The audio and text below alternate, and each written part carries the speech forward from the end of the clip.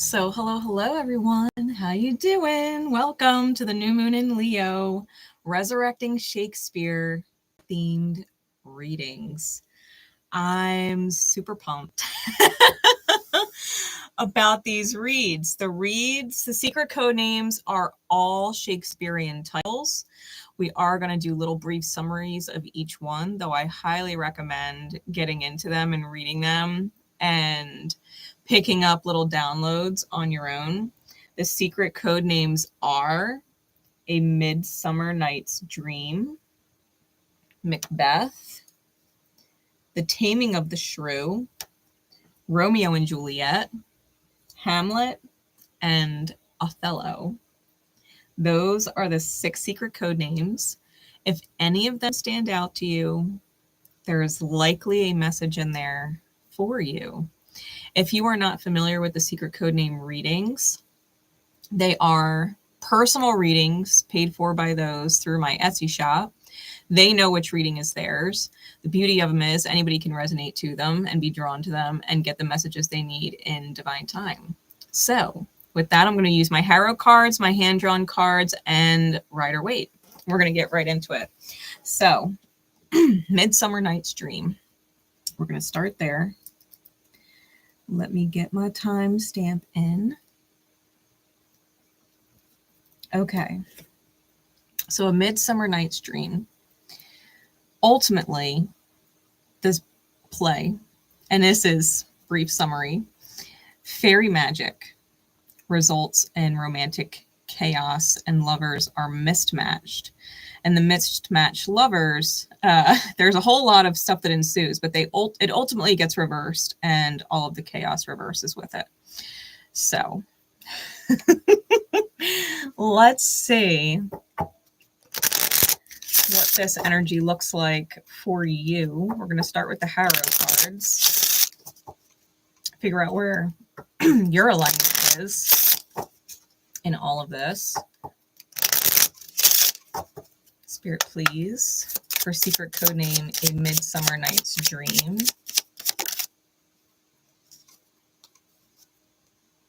Ooh, the locksmith. All right. And the vibration that goes along with it.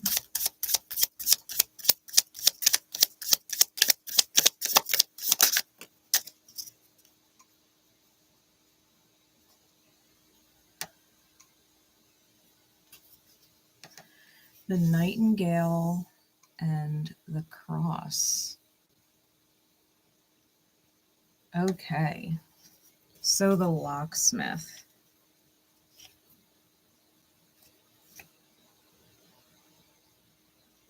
The locksmith is a dexterity card.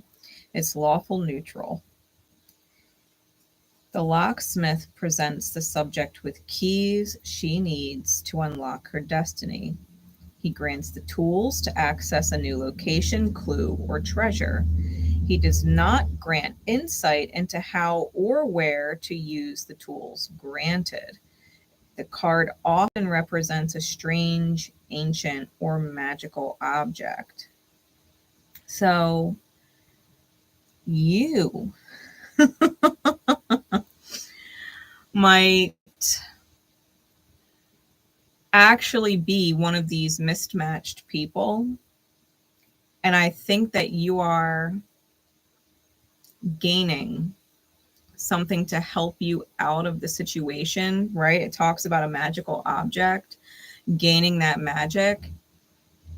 The nightingale represents the darkness before the dawn, and the cross represents the sacrificed angel to whom the divine weeps, right? Weeps because you are sacrificing yourself. I feel like this quote unquote spell is almost over. So let's get into the tarot, the insight for this for you. Spirit, what is going on for secret code name A Midsummer Night's Dream?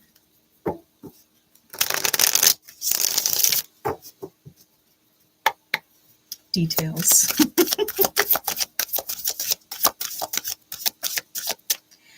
All right. We have the sun. What else?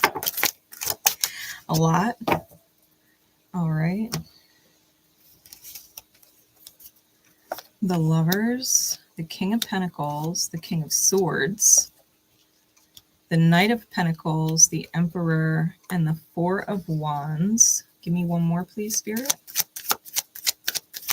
Clarify the king of swords.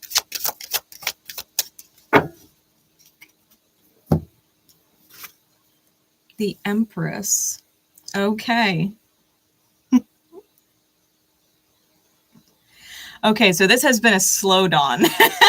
If the darkness before the dawn is the song of the nightingale and what it represents, this really has been a slow illumination. The lovers with the emperor, obviously the emperor and the empress here with the four of wands between them, they are the highest divine couple there is. The king of swords, it's air sign energy, could definitely be air sign Venus, especially with the empress. We also have Gemini here with the emperor. Gemini Mars is there, so lots of air energy. It's possible that earth energy got in the mix and disrupted what was meant to be or what is going on. It doesn't necessarily have to be a person. It can be a belief system around money or finances that, you know, in order to achieve happiness or achieve the goal or achieve the dream, in order to celebrate, certain things had to be in place, and or a partner who was more financially stable or suitable in that regard was chosen due to this chaos, quote unquote, magic. However, higher reason and higher perspective does take place, and you do ultimately receive that which you always did want to receive. So I feel, especially with the Leo energy, right? Mercury being retrograde, Mercury being a planet not just of the mind and communication, but of commerce and trade and things like that. Having it retrograde, it's almost like the mind is seeing things differently. And it's taken a while, right? It's definitely taken a while. I think that you choosing to be in your high masculine energy, to make these highly aligned choices for what the heart really wants, is what manifests in the celebration. And your feminine can clearly appreciate your feminine, right? Your heart space, your intuition can truly appreciate the higher thought, right? The connection between these energies with the air, being in higher thought, seeing things from that higher perspective, a different perspective, and maybe placing a different value on what it is you genuinely wanted, right? What your goals were. So I do feel like this resolves in beautiful ways. This is like beautiful energy. I mean, we got the sun out here, the lovers out here, emperor, empress out here, four of wands. Like, if this has been a long time coming and it's overdue, I really do feel like you no longer want to sacrifice your best energy, your heart energy, for someone who maybe doesn't return it, or a belief system that doesn't allow you to receive it, right? I always say, like, you can go after all of the money or stability in the world, but money is cold. It doesn't love you. You know, it really doesn't.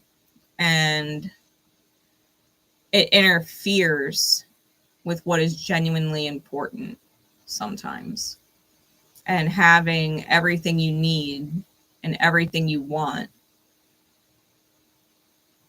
doesn't always validate having more at the cost of it, right? Like, yeah, you could have more, but is it really worth it if having more money or more stability or more whatever genuinely costs you your highest path?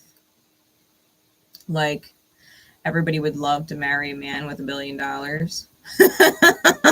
you know, or just marry a partner in general who has a lot of fucking money. But at the end of the day, if that partner is never going to love you truly, then is it really worth it? And I think you're coming to the realization that, like, yeah, certain outcomes could, should, would be possible, but they're not the paths for you. And you're figuring out what it is you genuinely want and are getting it with that realization, which is a big deal. And if you caught the cosmic currency, then you're totally in alignment, right? You're in alignment with the high vibes. So I hope that validates for you maybe what has been going on and that you're coming out of it all. All right. And that this locksmith, the mystery around the locksmith, that this key that you have within yourself, especially Chiron, right? Healing the Chiron wound, not being distracted by the Chiron wound going on in the cosmos right now with this new moon opposed Pluto. I feel like you are on the right track and getting out of your own way. So kudos to you. Midsummer Night's Dream, kudos to you. I love that. It's probably been a long time. And in the dark night, and you're finally choosing an alignment and really seeing yourself out of that whole situation. All right. We're going to move on to secret code name Macbeth.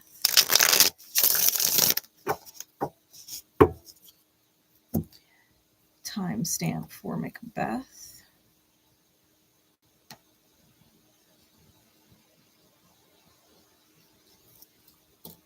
Okay. So Macbeth. Macbeth is the main character. All right. And he hears of a prophecy from the witches, these three mysterious witches, that he will one day become king.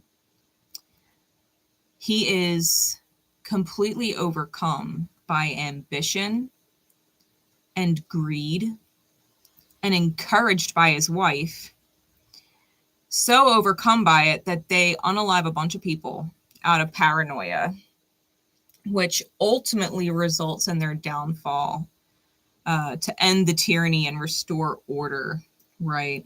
So by Macduff. And it's a lesson.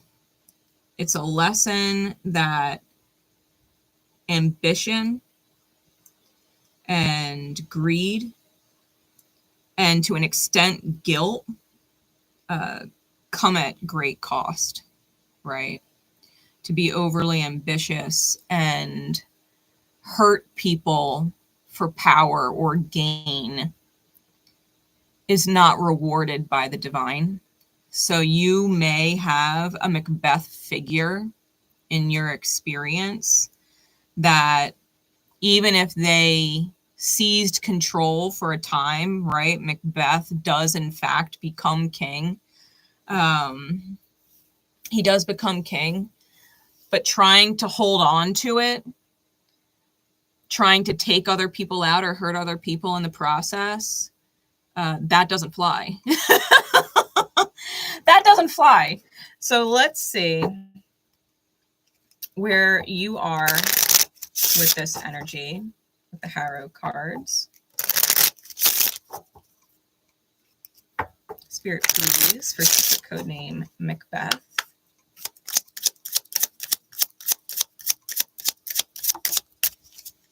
The uprising. Yeah. Yeah, look at that. And the crown is on the pitchfork. Like, wow. Wow. Taking it back. Taking it back. How about that? Yeah, you're in the Macduff energy for sure. You're in the Macduff energy for sure. What further confirmation do we need archetypally with the uprising? Yeah, the purity. Oh, you're gonna win so hard. You're gonna win so hard. All right, the uprising. The uprising. It's a strength card. It's chaotic neutral. and it represents being caught in the clutches of something much more powerful than you. It is an overwhelming strength that often crushes what comes in contact with it, and the crown held high signifies an overthrowing of such a leader. In the spread, it indicates a force much stronger than the person receiving the reading. So there is a lot more to it than just you. You can consider yourself in this, the divine ramifications of someone else's poor alignment, that they hit a brick wall. They hit a brick wall of purity that they could not overcome. And that is you. And that is you. All right, insight, please, Spirit. With the Rider-Waite, let's get some insight into that energy. What does this look like?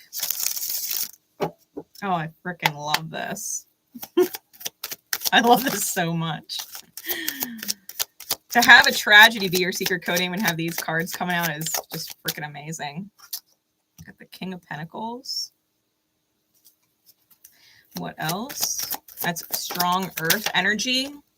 It's technically cardinal earth, Capricorn energy. We also have the King of Cups, the Wheel of Fortune, and the Six of Swords. Clarify, please, for secret code name Macbeth. Seven of Pentacles on the King of Pentacles, or the Eight of Pentacles, I'm sorry, on the King of Pentacles, with the Six of Wands and the King of Cups. That's strong water. What else? Yeah, it's been a rough turn of the wheel, man. Let's see. Six of Swords. And the Five of Cups. Oh, you are so gonna win. Okay. Your anxiety is going to be healing. I just peeked at the bottom of the deck and the top of the deck. Star with the Nine of Swords.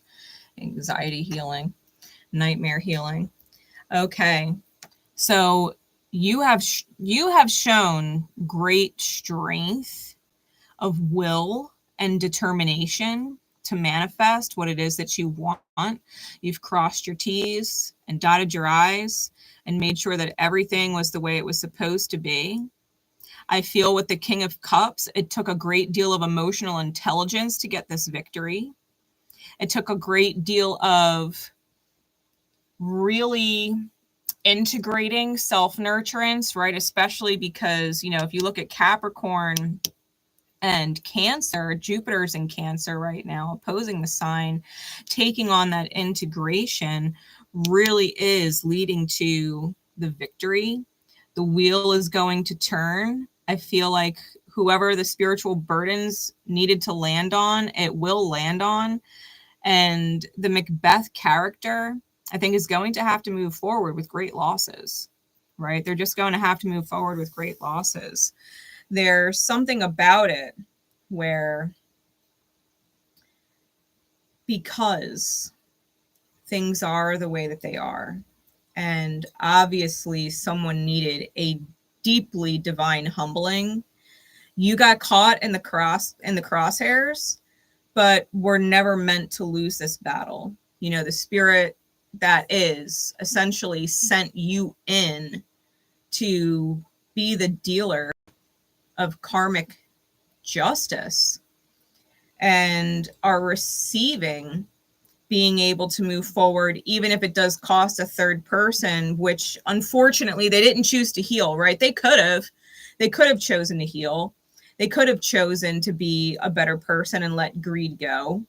And it's a shame that they didn't end up being better.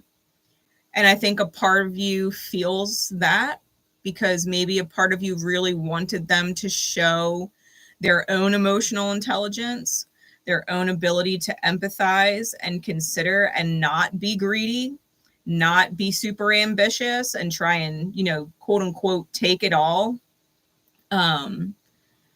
You are losing whoever this person is on a permanent basis. It is of their own choosing. Like, they chose what they chose. They didn't have to, but they did.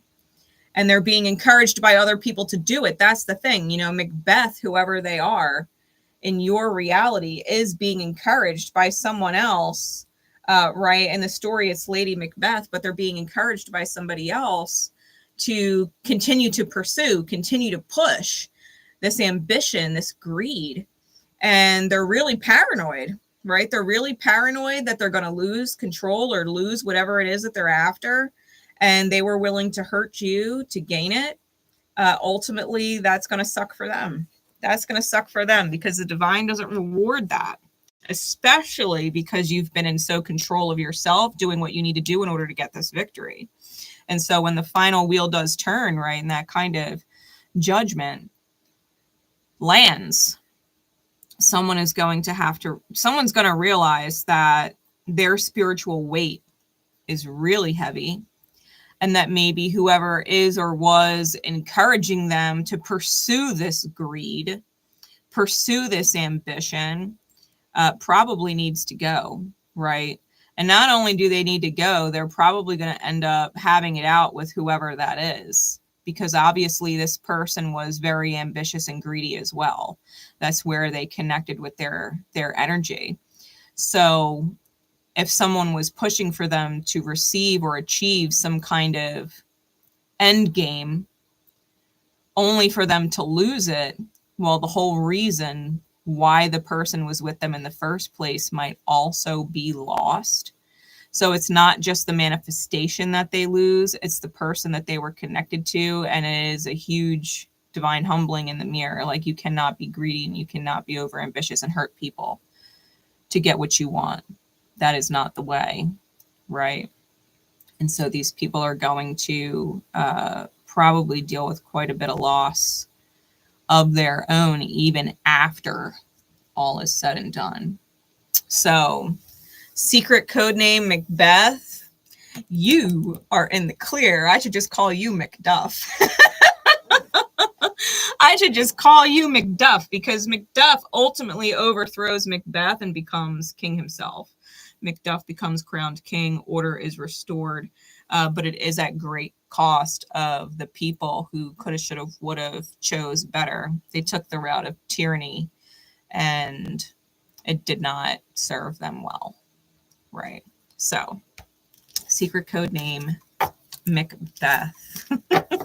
Hopefully that is wonderful confirmation for you with whatever you got going on in life, that you're on the right side of things. All right, we're going to move on to the secret code name, the Taming of the Shrew.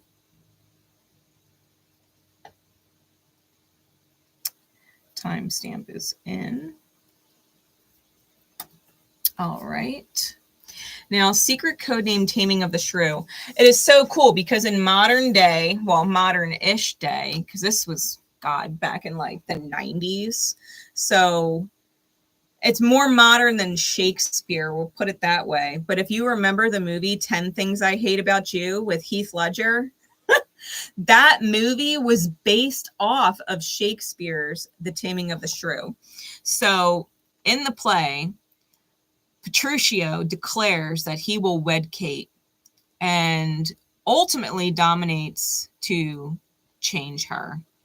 Her obstinance relinquishes and she conforms to the restoration of order coming out of a broken heart space, one that put up great walls and kept people out because she was hurt, right? Especially if you think about the movie 10 Things I Hate About You.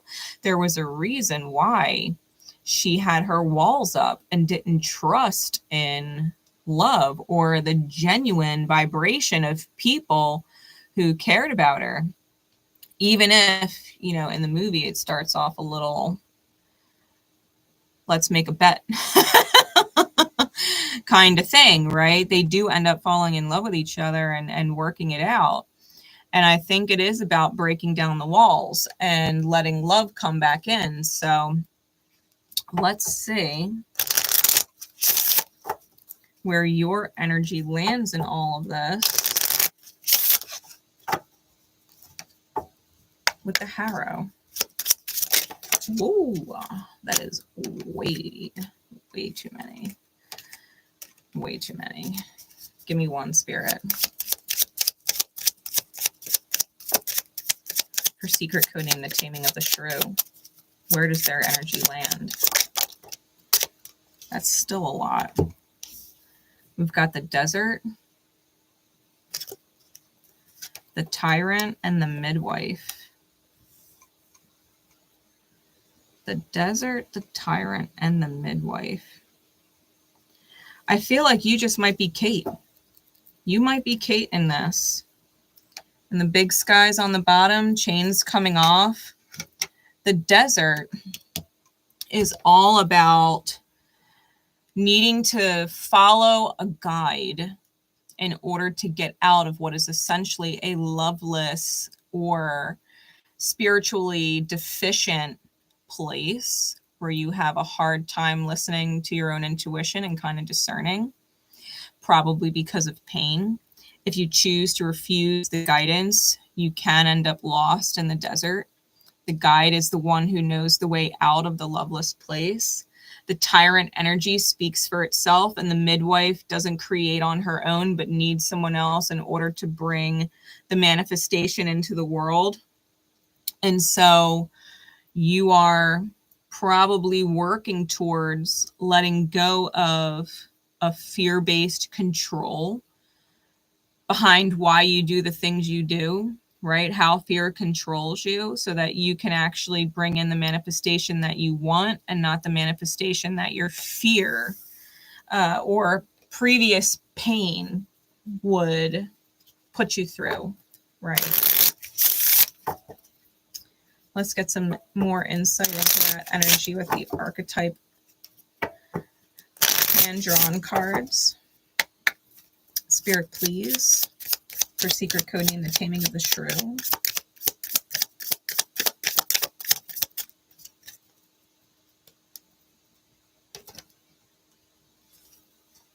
The angel.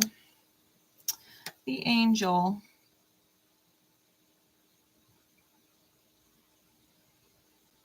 You really didn't deserve to be hurt in the past. Whatever it was that caused all this, you really didn't deserve it. And you being in this energy, you know, like spirit knows that you don't deserve to stay hurt. You don't deserve to lose out on the good things in life because someone decided that, you know, someone was more attractive or more popular or whatever. You know, like Bianca is Kate's sister and she's super popular and younger, more desirable, when you truly were the earth angel in someone's life and deserve to receive the same. So let's see. Let's see what insight Spirit has for you in regards to this energy.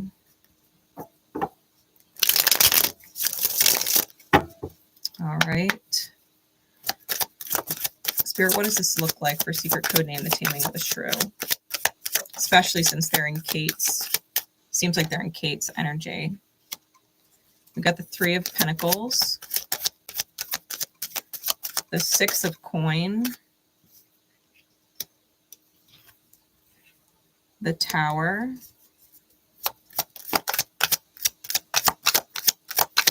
I need one more, and the Ace of Swords. Clarities, please. The Ten of Wands on the Three of Pentacles. Eight of Swords on the Six of Pentacles. Ten of Swords on the Tower. Ace of Swords has the King of Pentacles. Okay. Okay. So you may have committed to the pain at the point you're at now or up until this point. The crosses that other people boar you kind of took on, right? Their pain became your pain. If someone was hurt, that hurt person hurt you, and you ended up hurt, right? Now, you don't know what to think when someone gives to you. Like, you don't want to feel like a charity case. You don't want to feel like someone is giving you love because they feel bad for you, right? You don't want to feel like that. And if you think about the movie, right, where Heath Ledger's character essentially only dated Kate because he made a bet, the Tower and the Ten of Swords kind of feels like that. It feels like being hit in the face with betrayal and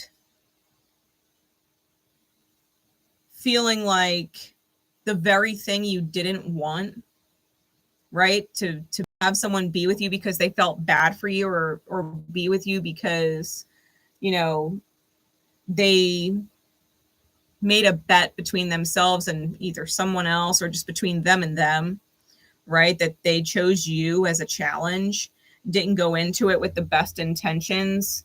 That might hit you hard.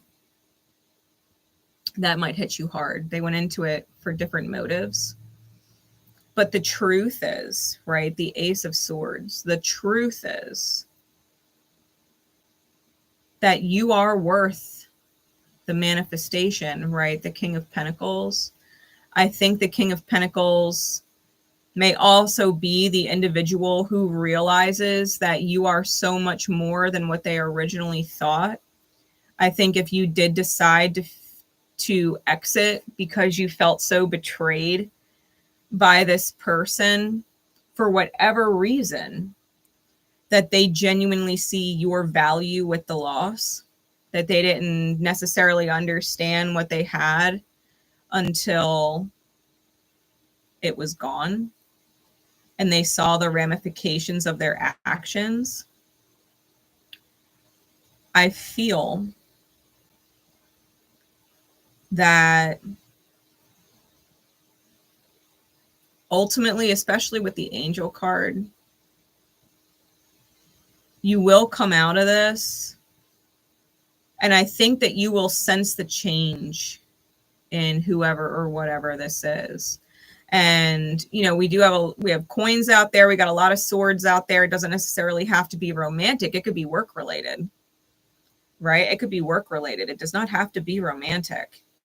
You could have gotten a certain job because someone, you know, kind of felt bad. They're like, okay, well, maybe, you know, you fit the description of what we need, and we'll give it a shot, only to see how wonderful you are in the position. And maybe they took advantage of you being in that position, took advantage of your heart being open, and it was a slap in the face the way you were treated, only for them to realize that once you were gone, or you were on your way out, or you put your 2 weeks notice in, or whatever, like, that they messed up and probably should have valued you more.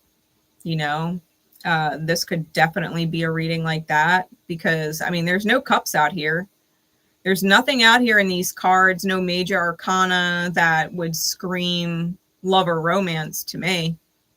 So this could most definitely be a job, something that you were really passionate about and were willing to carry a lot of weight and a lot of pressure because you were so committed to it, only to, you know, not be treated the way you could have, should have, would have been treated. And they regret it, right? They regret not treating you better. I do think that you are worth the King of Pentacles position, where you are the high manifestation, you are the high value, you are the asset. And at the very least, you gained that awareness of yourself. Even if, right, someone or an employer or whoever, we'll stick with that analogy, doesn't call you back and say, hey, we messed up. What can we do to get you back? Like, what can we do to make it right? If you went into it not being treated the way you deserve to be treated or paid what you deserve to be paid because you didn't value yourself or trust yourself necessarily to do the job to the best of its ability, or, you know, maybe you thought there was someone better out there for the job than you. I think you've found your worth by the end, regardless, and you're not going to sell yourself short twice, especially, you know, if someone else wasn't valuing you to begin with. So, secret code name Taming of the Shrew. I do think that if you had a really hard time, like obstinate, right, seeing your value between you and spirit needed to break that obstinance so that you could see your worth, that's exactly what spirit did, so that you don't devalue yourself again, right? That you don't devalue yourself, because that devaluing was the tyrant in your mind, making you feel like you weren't worthy or of value. And wherever that mindset or belief system came from, whoever put that on you in the past, that you believed it moving forward, that has officially come to an end. It might have been a painful end mentally to deal with it. You may have felt like you were finally on the top of your game and worthy of more, only to have it, you know, backhanded at you and denied, and realizing that they are wrong, right? The people who didn't value you or don't see your worth, they are the ones that have been wrong the entire time, not just in this situation, but every situation prior that led to that belief. You know, spirit had to break that down, because ultimately it would have ruined whatever you have coming to you in the future. So I do hope that helps you understand maybe why you've been through some things, why you've been through some lessons revolving around your value and your worth, because you really did need to break that belief that you were not enough, that you were not good enough, and learn that you are, right? And learn that you are. So, especially, you know, with the double tens here, I really do feel like this is coming to an end, and I think it's unlocking a new beginning with it, right? Triple ones on the read. Secret code name, the Taming of the Shrew. Okay.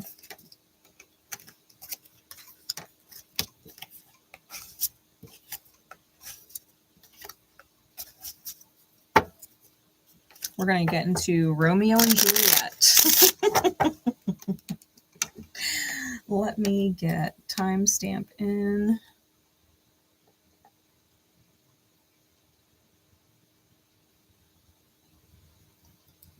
Okay. Secret code name, Romeo and Juliet. Now we're familiar, right? Everybody is familiar with Romeo and Juliet, right? We don't have any like super young people on the channel who like don't know what that is. So Romeo and Juliet is a story of, you know, enemies to lovers. They are from opposing families, rivaling families. They're sworn enemies.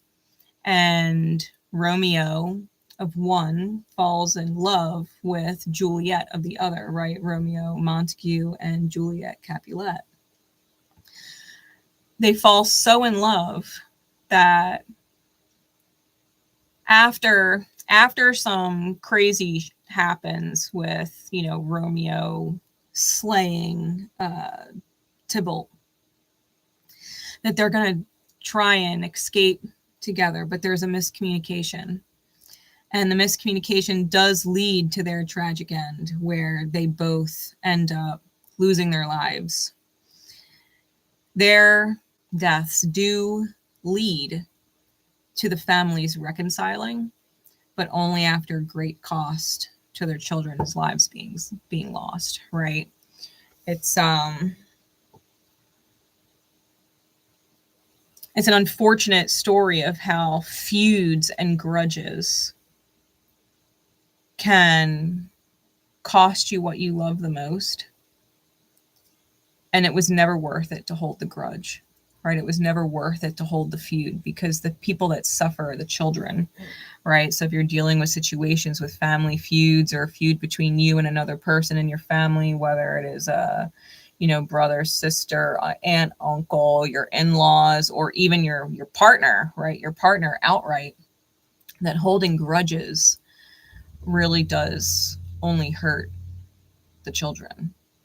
And in some cases, it might be your inner child, right? That the grudge is being held really only cause your inner child to suffer. So let's see where your energy lands with this. Mr. Harrow, for secret codename Romeo and Juliet, please, Spirit. Where's the energy of the viewer?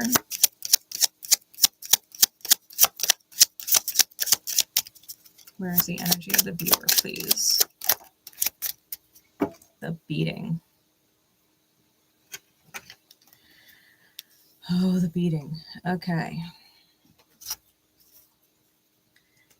Let's get some confirmation on that energy. Clarify it further with the archetypal hand-drawn cards.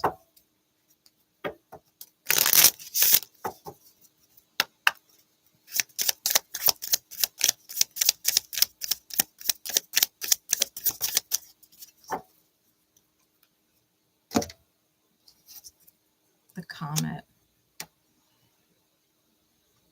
The comet. Really. If we look at the top of the deck, we got the broken mind. Okay. So the beating. The beating is a neutral evil card. It signifies coming under attack from all sides, but it can also indicate the dissolution of the self mentally. Whether the strength is of the flesh or the mind, it dissolves under the relentless attack. So whatever this feud is, it's wearing you down, right? It's wearing you down. Mentally, it's wearing you down. It's probably manifesting quite a bit in your physical body, where your physical body is tapping out. You're not sleeping the way you would be sleeping. Maybe you're having different issues, you know, in general. I feel that holding on to the anger, right, or holding on to the grudge is self-betraying, right? It's self-betraying. And you might be in that energy. With the comet here, the comet does come like a flash and leaves in a flash. I do feel like you might have someone or something come in, from anything from an actual person to a revelation, to help you out of this energy, to realize that maybe you are holding on to some kind of pain or some kind of anger, some kind of competition, right? Something that's not serving you towards whatever you truly want, right? It's keeping you off your high path, because you have insisted up to this point on holding on to it. That anger, the resentment, the grudge. So let's see. What insight, please, for secret codename Romeo and Juliet?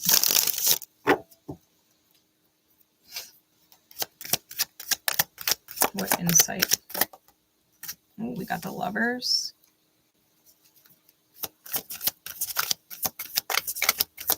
What else?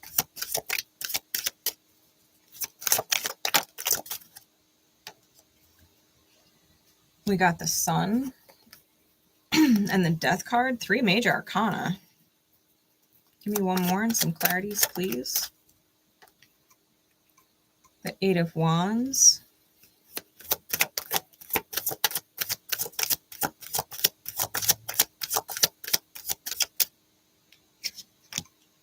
The Hermit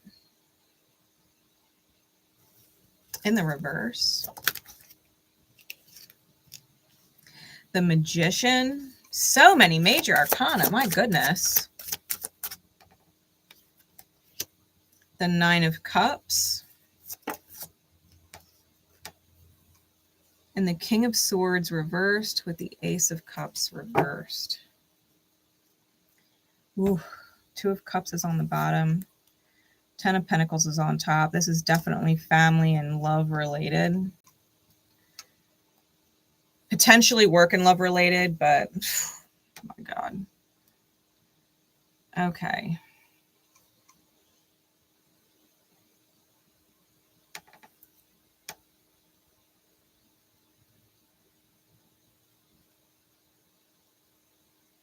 This is big energy.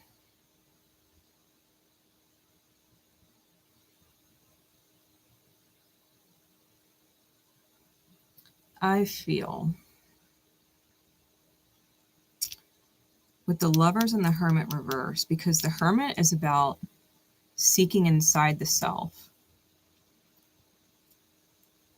to heal the self, and it's in reverse.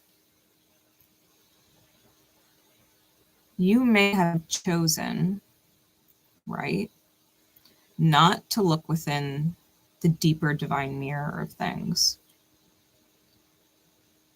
not to look in how your outer is reflecting your inner.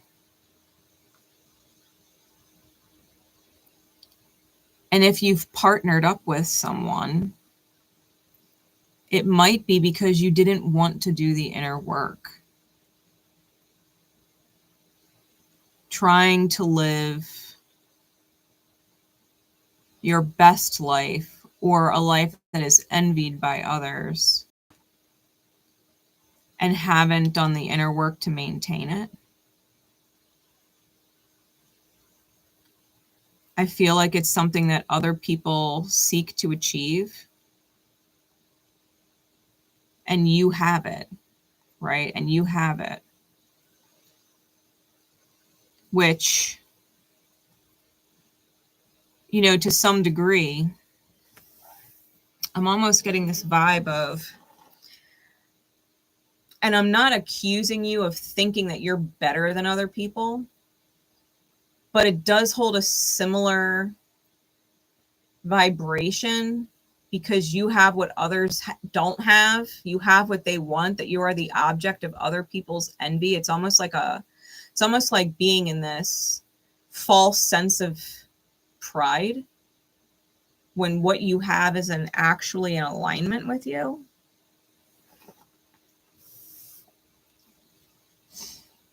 The Sun card with the Magician. Your light does want to manifest, but I'm also getting this. I've never read this combination of cards like this in my life. It's almost like an egoic manifestation, right? The Sun being ruled by Leo and the Magician being mercurial. It feels like an egoic manifestation, or a manifestation of pride.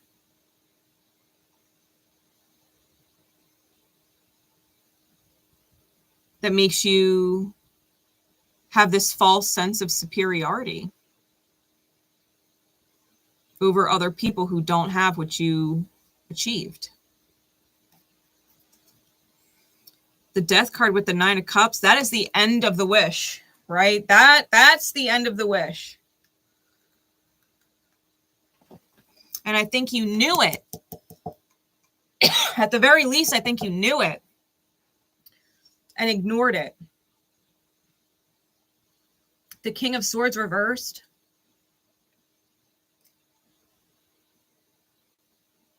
Spirit was letting you know and pinging at you that this is not genuine love.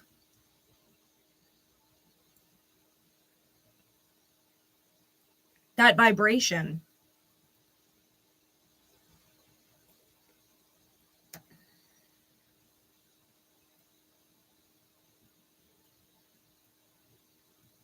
it almost gives like sibling rivalry too, in a weird sense. Like, let's just say, and this might not be your case, but let's just say you grew up rivaling with your sibling and they were having relationship troubles. You had a happy relationship. You've been together with your partner for God knows how long. You got married. You have the house and the white picket fence and the dog. And you liked, in a sense, that you were better, quote unquote, right, better than your sibling. Like, see, don't you wish you were more like me? Don't you wish you had what I had? It sucks that you're struggling. And it's the wrong mindset, right? It's the wrong mindset. You're not in it or maintaining it because the love between you and your partner is genuine. You're in it and you're maintaining it because it makes you feel better making someone else feel worse, right? Doesn't have to be that specific dynamic. But it happens. Like, God knows, bless my sister. One of them anyway. But she did that so often with me and my youngest sister. She did it so often. Like, don't you wish you were attractive like me? Don't you wish you were smart like me? Don't you wish you had all of this stuff that I had? It's a shame you're struggling, but it makes me feel like I'm better than you. So I secretly enjoy it. And if I could rub it in your face once in a while and let you know that me and so are going on a vacation together. Yeah, it's going to be so nice. We're going to be on a tropical island or some beach somewhere. Like, just rubbing it in because they can. The wish gets taken away, right? Spirit is not rewarding that.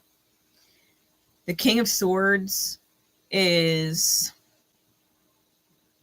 focused, but on the wrong thing, focused on the low alignment. And Spirit was letting you know intuitively between you and your subconscious mind, right? The conversations that happened inside your head that you didn't talk about out loud or share with anybody.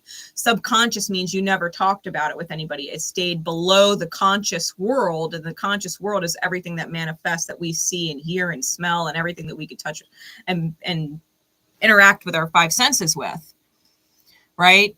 You were having a conversation inside your head that knew that what you were doing was wrong and continued to do it anyway. And the love cup spills, right? The Ace of Cups spills. Spirit granted you a gift and you misused the gift. You weren't humble or compassionate at all, right? Or if this is not you, it could most definitely be someone that you are connected to, and Spirit's giving you this insight, right? Spirit's giving you this insight that it is eventually going to fall apart and they're not going to be able to rub it in your face forever, kind of thing. But it's definitely that vibe. And the only people that really lose out with this feud are the children, whether they're legitimately your children or someone else's children, right? Like siblings' children or someone else at work. The children are the ones that lose out, including the inner child, because the inner child ends up in pain, right? It ends up suffering. The feud or the rivalry is not worth the cost. You know, like even in my own family, like my father's sisters hated my mother. They were strict Italian Catholic. Like my family, my dad's side, strict Italian Catholic. My mother was a redheaded Scot-Irish, half German, half Scot-Irish, like, and they hated her. She ruined the Italian blood, ruined it. And I was not allowed to be close with my cousins. We were literally called the American grandchildren, and they were called the Italian grandchildren. Like my grandparents literally introduced us that way. And the only people that really suffered was us kids. We didn't get to be close to our family. We didn't get to be close to our cousins. We didn't have that support that we could have, should have, would have had if they just ended the rivalry, you know? So I feel that whatever it is going on in your reality, you might need to take your ego or your pride or your rivalry out of it and think about the kids, right? Literal or spiritual. Literal children, inner child. If not both outright. Because the only thing you're going to do is put those wounds on your kids. It would have been so nice to have a cohesive family situation. And instead, my mother she just battled with everybody. She fought everybody because she felt like, you know, she was being pushed out or not good enough. And to be fair, her behavior was wild. It was wild. It would have been nice if my dad saw the writing on the wall. But, you know, history is history and it can't be changed. It is what it is. The facts of the reality are what it is. You can't go back and change what's already been done. You only have control over today and how that directs the future. Don't allow yourself to get caught up in grudges that last for decades, right? The feud between the Capulets and the Montagues lasted for decades. And they lost their children over it. Their children who just wanted to love each other. You know, something similar kind of happens when we have like our biological children and our stepchildren. Like you can't talk crap on the stepchildren's parent. You can't treat them different because they're not your blood. You know, people do that. They do. And then you end up with, you know, people trying to have a relationship and there's feuds going on and it trickles down into the kids. And instead of growing up with their brother or sister, stepbrother or sister in their life, solid, because they were raised to be close and be friends and treat each other like family, despite the fact that they aren't blood, they end up rivaling and competing on who's better. Who are the parents going to be more proud of?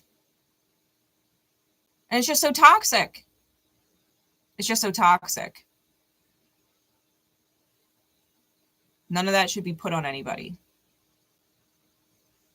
Right? Like we're all just souls here. Trying to find other souls that love us and support us. And we don't need to make enemies out of people who would have never otherwise been our enemy. For what?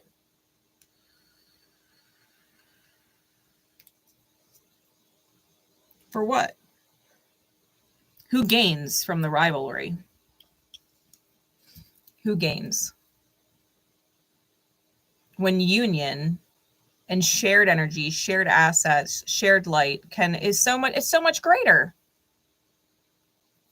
So Romeo and Juliet, I hope that gives you some serious insight to whatever dynamics you've got going on inside yourself that are unresolved or in your reality that are unresolved, you know, because it's not helping, right? It's not helping you and it's not helping anybody else. That's how you get familial karma that passes down from one generation to another. It's not spiritually healthy.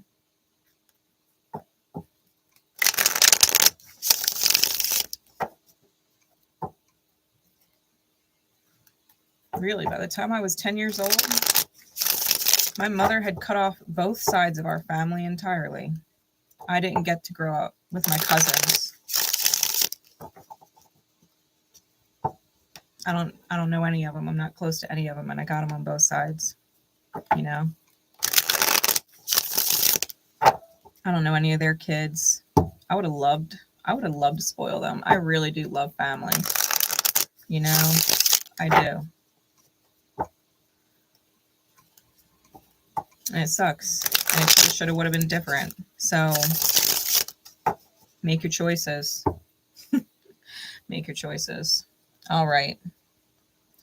We're going to move on to secret code name, Hamlet. Timestamp for Hamlet.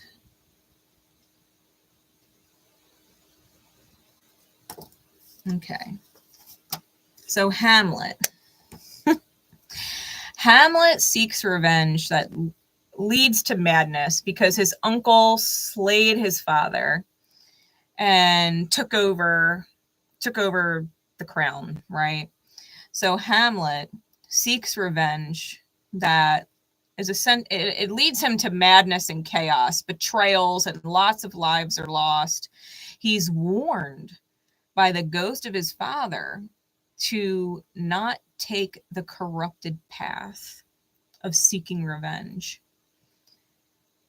But he proceeds to take it anyway, ultimately leading to the loss of his life and the ruin of the royal family. It's a lesson about revenge. And sometimes you are not the one called to truly dish it out. Like if you are getting intuitive pings, spiritual pings, if your earth angels or guardian angels are advising you against revenge, you should listen. You should listen. Your earth angels and your guardian angels love you and do not want to see you get in situations where you lose yourself, literally or metaphorically speaking. So if you are getting warnings from the outer experience to not go down a low or corrupted path and do it anyway, not only will you essentially forfeit yourself and your highest path, but it will ruin or taint everybody else under you as far as who you are in charge of respectfully, like children, right? Or if you are responsible for your partner or whatever, like it doesn't benefit anybody to seek revenge. It doesn't benefit anybody. That's the divine's job. Karma, let the divine work that out in time. You do not have to pursue it. Nothing gets by the divine. Nothing. If you choose to be the dealer of karma, when the divine would have preferred a higher way and you choose the low road of it, it doesn't work out well. You literally interrupt your own highest good path, legit, to pursue a low one. And you'll feel crazy. You'll feel crazy at all the chaos that ensues to reach this goal that Spirit's like, I could have done it myself a completely different way and it would have been brilliant. You didn't have to go through all that.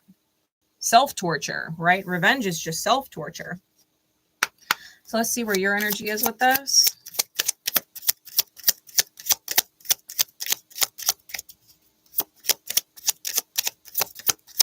Yeah, like the revenge gets got. Hamlet does unalive Claudius, but he's fatally wounded in the process. Yeah, the fiend. The fiend.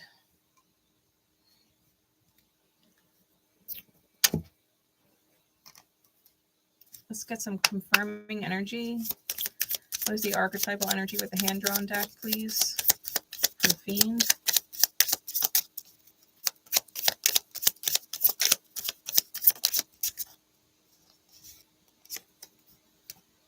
The crown in reverse. The wall is on top. The rainbow's on the other side. Okay. Let me read the fiend for you. Oof. The fiend is lawful evil.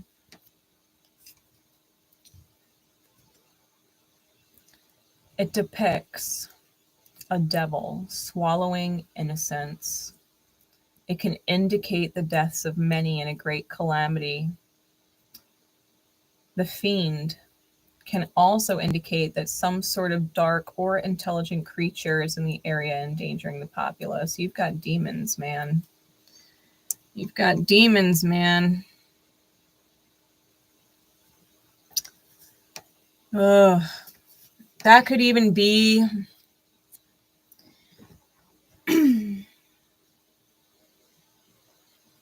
like, and it, like I said, it doesn't have to be exactly this for you specifically, but it could be like drinking to spite someone, or using drinking as an excuse to be a toxic mess.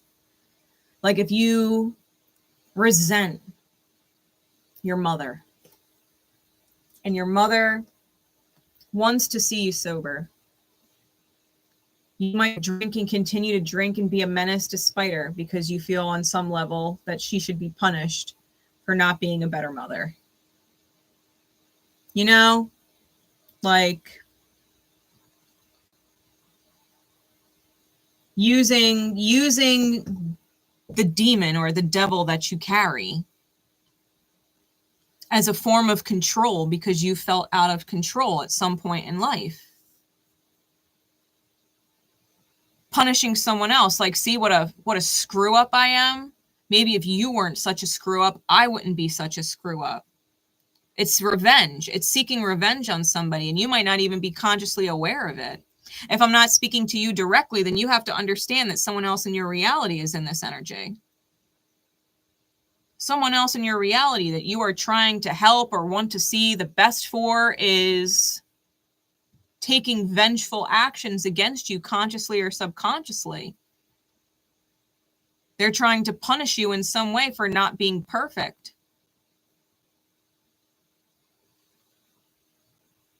And you're being warned against it.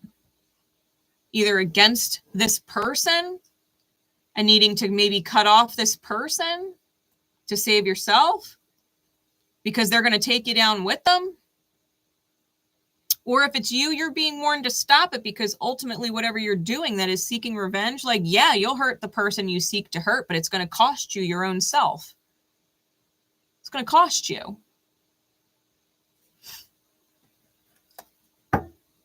Let's get some insight into this, please. Secret code name Hamlet.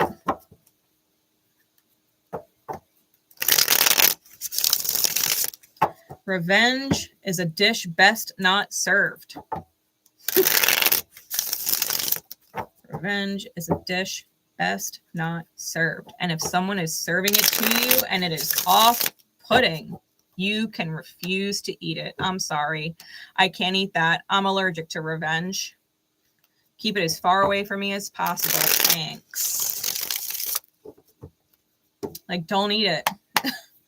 You know, someone's bullshit behavior. Insight, please. Got the King of Pentacles reversed.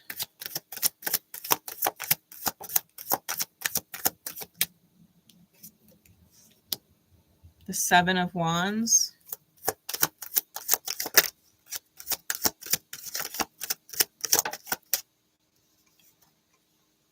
The Page of Swords. And the Knight of Pentacles. Clarities, please.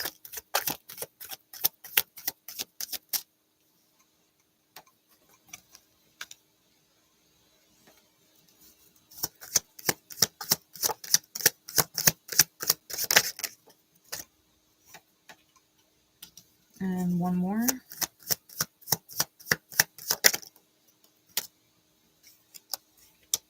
Okay. Five of Pentacles is on bottom. Eight of Swords is on the top.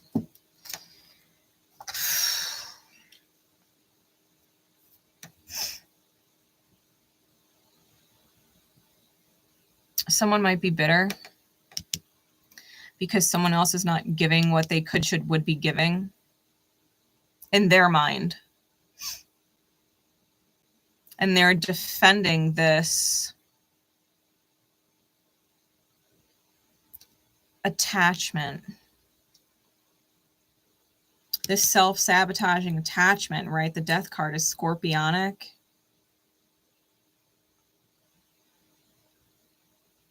The mind needs to heal. There might be certain communications that need to take place, certain conversations that need to take place to heal. Otherwise, it's going to be a really long road, a really long divine road with the Knight of Pentacles and the Chariot, because the divine is going to want to move you forward, but you're not going to budge. You're not going to budge.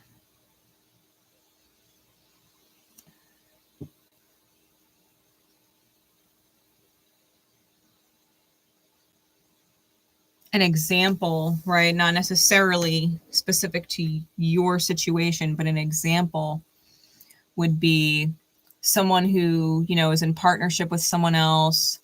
They have the potential to make money, but, you know, they're focusing on other things. Maybe they're trying to build something from the ground up. Maybe it's taking up a lot of their energy, but it's not that lucrative, you know, and this person is getting bitter because they could just get a real job. They could just get a regular job. They could support in some way.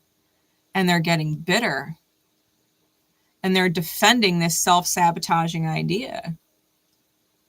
And it's like, it's not about that, you know, like,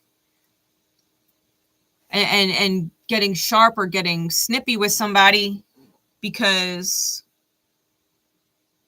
they're not doing enough.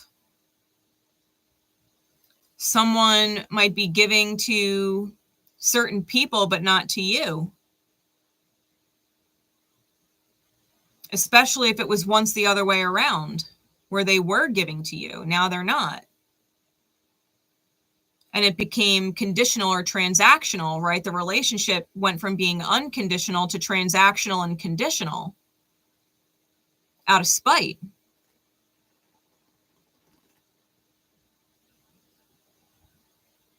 It went from being in alignment, giving for the right reasons, to not giving at all, and it's not giving for the wrong reasons. It could also be blowing the money, right? Like an example, my father was a bad alcoholic, and my mother became a wild shopaholic. And my mother said to me so many times, I was like, are you sure? Because I'd be out at the store with her, and she'd be overspending, and I knew it. Like, I knew it. And I'd be like, Mom, are you sure? And she'd be like, Grace, if I don't spend it, your father's going to drink it or gamble it away. If I don't spend it, he's going to drink it or gamble it away. And so she would spend it. Instead of, like, I don't know, taking it out of the bank account and shuffling it away into a savings account that maybe just her name was on so that he couldn't spend it and she could just pay bills or whatever she needed to do with it without him drinking it or gambling it. Like, she just decided to spend it and created debt. At one point, my parents had so much debt, they literally put their credit cards in the freezer. In a block of ice, like froze their credit cards in the freezer to where if it was an emergency, they'd literally have to break the ice out of them to get them out. My father was just a carpenter. He didn't make like a ton of money. My mother did not work. She was a stay-at-home mom. They accumulated like over $180,000 or something of debt with all of the credit cards and the begging Peter to pay Paul shit that they were doing. Because my father, he was like, well, if I don't drink it and I don't gamble it, she's going to spend it. They both had their addictions, right? The fiend, it's their demons. It's their demons. They were completely out of control and out of alignment. So you got to look at your reality. See how this actually pertains to you. Who is acting out? And why are they acting out? Are you acting out? And why are you acting out? And can you find a different solution? Because this one does not end well. This one is divine stagnation. A conversation needs to be had to heal the situation, because this path is not going to result in anything other than ruin, right? Hamlet, the royal family, ends up in ruin. And Hamlet's life is forfeit. It's not going to end well. A part of you probably already knows that and needed this divine conversation because it's been a conversation inside your head and hasn't been made manifest in the world yet. Now you can't ignore it. You're welcome. You're welcome. You know, like, love me or hate me, but this is the kind of message coming through. Like, you need to be real aware that doing things to spite other people, to get some kind of revenge for their bad behavior, like, 2 wrongs don't make a right. That is ultimately the lesson with Hamlet. 2 wrongs do not make a right. Claudius was wrong. So was Hamlet. It resulted in ruin. It did not right the situation at all.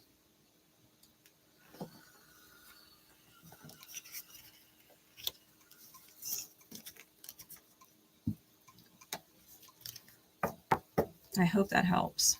I do. I hope that helps. Because if it's avoidable, Spirit would not be giving you this message if it was not avoidable. If it was beyond the point of no return. It's not beyond the point of no return. That's why it is so important to heed the warning, right? To heed the warning, heed the insight, do something about it that's in alignment so that it can stop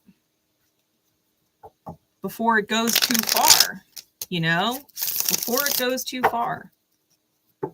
My whole family's in ruin. Are you kidding me? I have 4 siblings. 4. And none of us are close. Me to them to each other, like, none of us are close. The family was ruined because they were too busy pegging their demons against each other instead of resolving them and kicking their demons out of the situation. It would have been so much better if my father just decided that drinking was not healthy for his family and gambling was not healthy for our financial situation. And my mother could have stopped spending the money to beat him to it. It caused so many fights and so many battles in between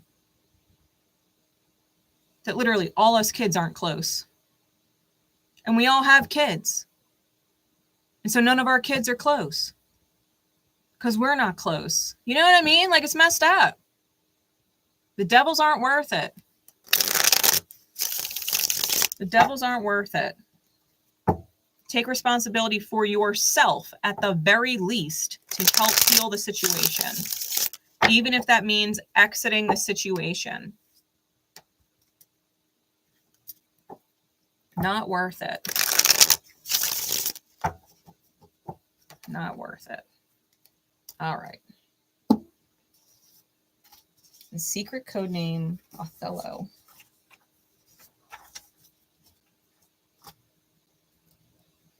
Let's get a timestamp in.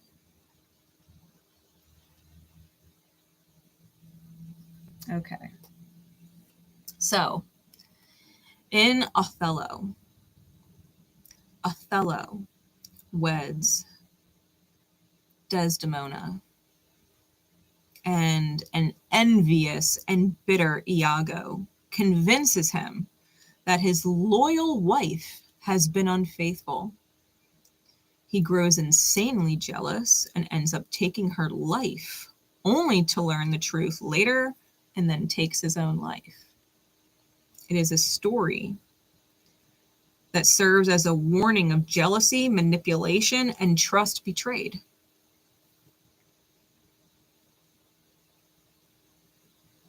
Iago was so jealous, so envious, and so bitter about the love that Othello and Desdemona shared, that he convinced Othello that she was unfaithful when she was a loyal and loving wife. He was so overcome with the paranoia and the fear that she was unfaithful, that he unalived her, only to find out the truth the whole time that she was loyal in hindsight, and be so upset with himself that he took his own life. So, secret code name Othello. Where is your energy in this? Where is your energy in this? The cricket in reverse. Okay. What's the clarifying energy, please? In the hand-drawn deck.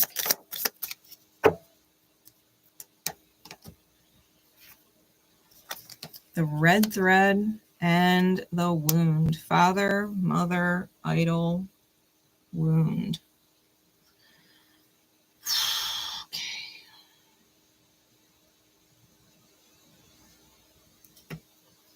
The cricket.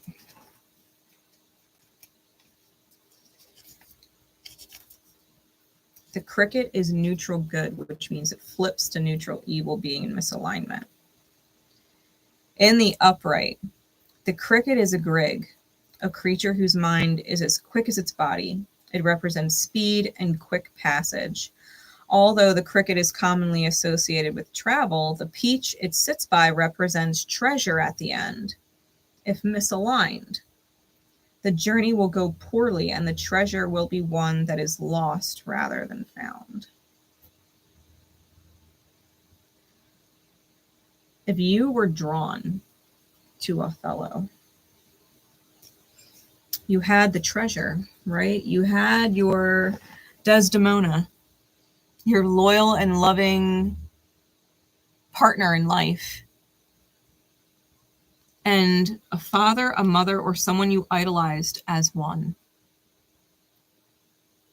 Maybe it was a teacher, maybe it was a boss, maybe it was an aunt or an uncle.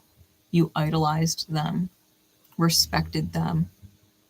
But they had a wound, and their wound bled on you, and they were probably so envious that you actually had a loyal wife or a loyal husband, a loyal person.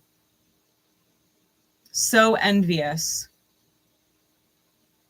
Even a friend, right? They could have been so envious that you had a genuinely healthy relationship, that they convinced you that this person is not loyal and they're betraying you and cheating on you and they're unfaithful,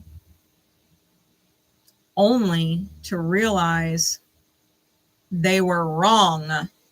And it's after you cut this person out of your life, your loyal and loving person, you cut them out or betrayed them in some way. Went insane, right? He grows insanely jealous, hates it. And you probably did. You probably were convinced. Or you're dealing with a situation where this is coming to light,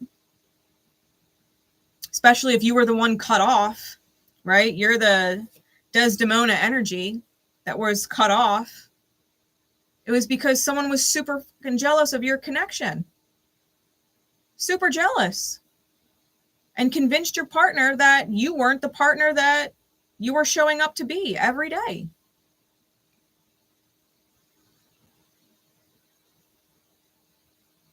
I will tell you a personal story because it is so true, and it's unfortunate.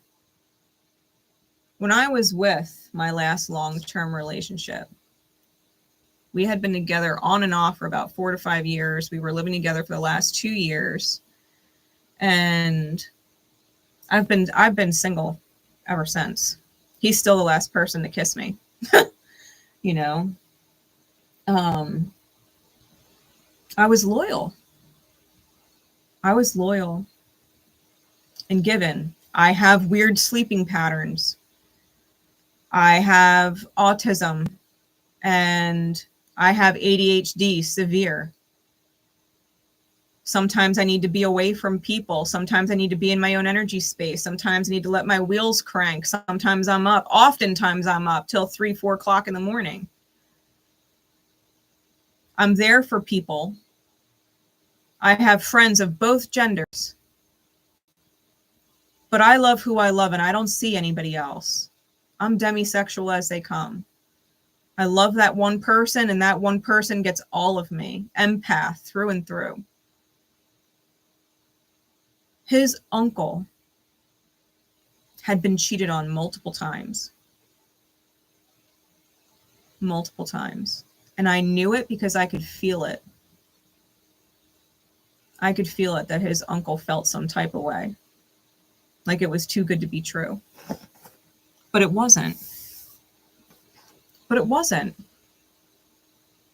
He had my ex convinced that my behavior meant that I was cheating.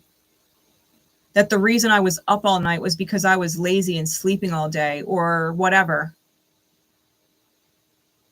That a pair of boxers found in my apartment didn't belong to his son.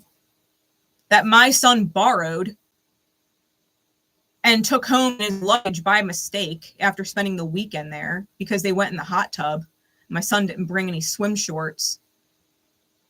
So his son lent him a pair of boxers, which got thrown in his suitcase, ended up in my laundry, our wash, because I washed everything together. And I asked whose it belonged to because I didn't know where the heck they were from. I'm up at 3-4 o'clock in the morning on my phone. I'm sitting there creating designs for different things in my Etsy shop. And he's, well, she's probably talking to somebody else. Like, I understand what it could have looked like, but it was far from the actual reality of it all. I loved him more than anybody else I've ever loved in my life. But he was convinced. He was convinced. He had been cheated on in the past. His fears ran away with it. Ran away with it. He started treating me different. It was not the same. It was not the same. And we split. We split. I said, I don't deserve this. Because I didn't. I didn't deserve the way he was treating me. So I left.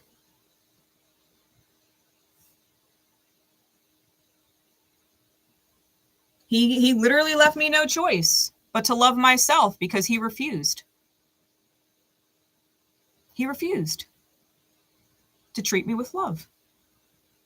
When that's how I was treating him. Like, this is Othello. This is Othello. Let's get some insight for you.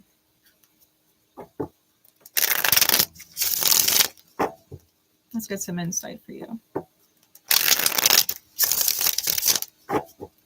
Because it's a sad energy, It's a sad energy.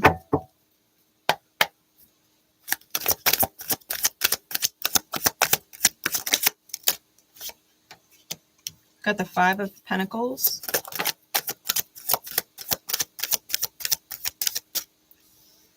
The Star.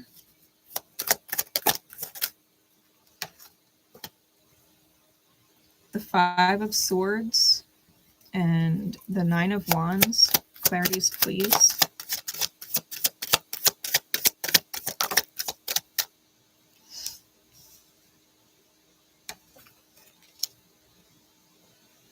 Really, the red thread, that's that soul connection that can't be broken, the cord that can't be cut. That's the quantum entanglement, essentially, of souls, of highest pairs.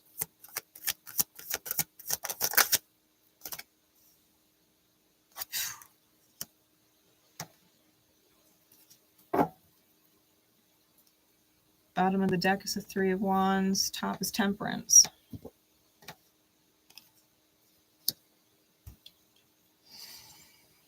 Cancerian energy, Aquarian energy, Gemini, Virgo energy, right? Mercurial and Sag.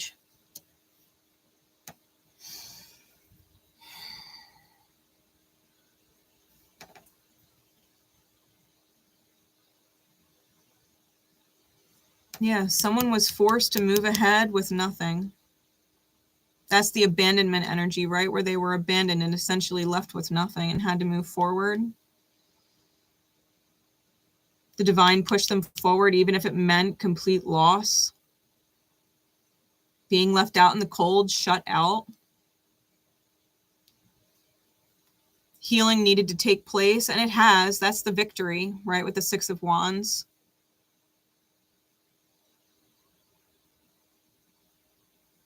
That healing needed to happen because someone did manipulate the fight. The Five of Swords, that's the fight. That's the head-to-head. That's the battle. I would rather think I'm right than trust my intuition. Right? Like, had my counterpart actually stopped to think about it. Truly think about it. Like, Grace would never do that. Like, Grace's actions over time have shown consistently that she loves me more than anybody else. She would never do that. His intuition, he knew I was loyal. But he was being manipulated, right? The fear state. Like, you might have to seriously look at the reality of the person in front of you and not maybe trust the hearsay or the opinions or the wounds of someone else. You might have to trust what your heart knows, despite what it looks like. Like I said, I understood what it looked like. But the truth is still the truth. Doesn't matter what it looked like. The truth was still the truth.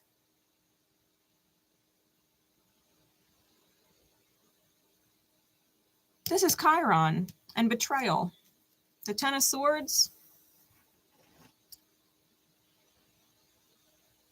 That was major betrayal. Major loss. Major loss. Major wounds. It is the epitome of bleeding on people who didn't cut you. Like, I never did anything to his uncle. I never hurt him. I didn't deserve to be bled on by his wound. I was never unfaithful to my ex. You know? I didn't deserve to get bled on by the wounds that other people left on him because they weren't faithful. This is the wound.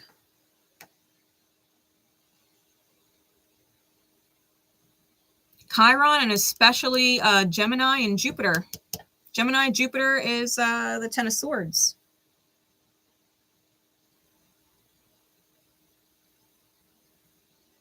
It's so sad.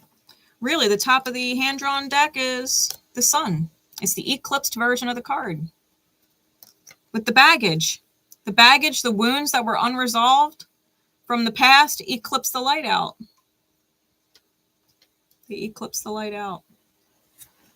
The authentic self was eclipsed out for the wounds of someone else. You are not authentic if you are inside the wounds of someone else.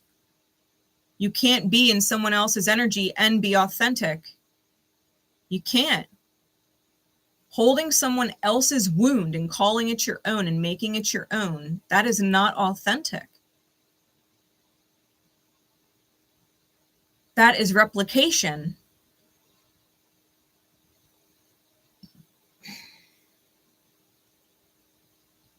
You need to be made aware of it. Because either someone got inside your head who you trust and respect or look up to in some way and is getting in between you and a high manifestation, or you need to be aware of that's what happened. That's what happened. It wasn't anything you did or didn't do or could have done better. The treasure got lost, and it was legit the treasure. The treasure at the end got lost or is at risk of being lost.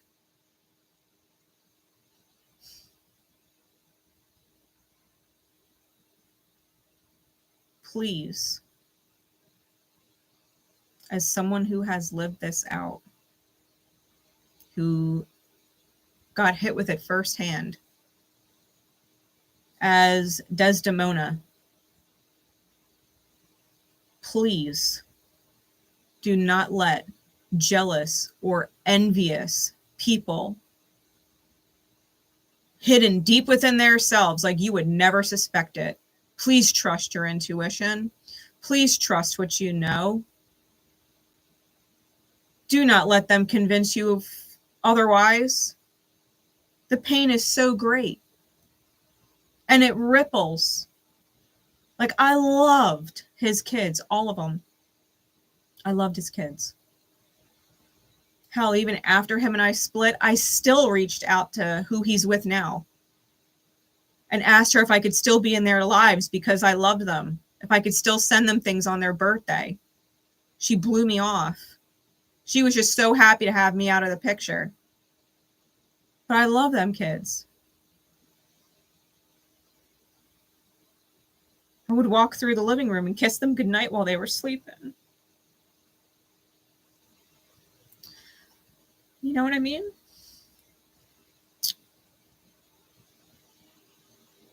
Would lean over and kiss his shoulder while he was sleeping. I loved him so much. Don't let people interfere with the truth your soul knows. Whether it's people from your past or jealous people in your present, don't let their wounds bleed on people who didn't create the wounds. Huge lesson. Really, I'm sitting here nearly four years later, and it brings me to tears thinking about it.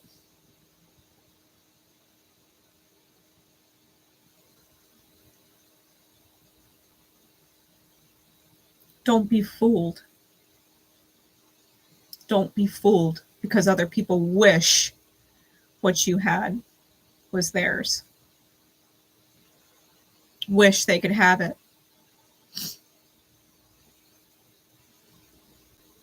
Don't be fooled. Don't be fooled. And God knows if you were wrong, if you made that mistake, like Othello, if you made that mistake,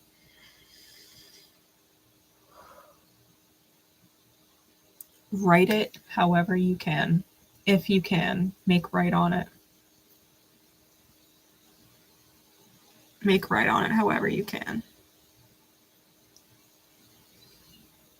Like Desdemona, obviously her life was forfeit in the play. If your Desdemona is still breathing and living, you might want to spend the rest of your life making it up to her.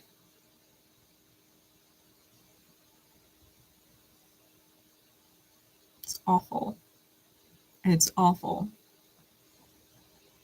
to take the swords in the back and be cast out over a lie. Over a lie.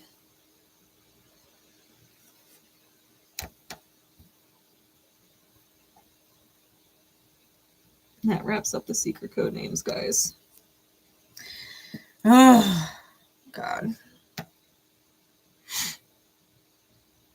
I hope they help. I hope the insights help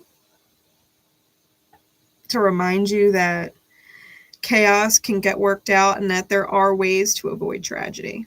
There really are. There are ways to avoid tragedy on so many levels. Tragedy is something we choose. It is something we choose. And we don't have to. We have the power to change our path at any time. And if the universe has blessed us with second chances or opportunities to mend things, seize every opportunity to mend things that you can get. Starting with yourself. Starting with yourself always. All right. Much love. Much love and support to all of you. And I'll catch you in just a bit. We're going to do some intention candles. All right. Bye, everybody.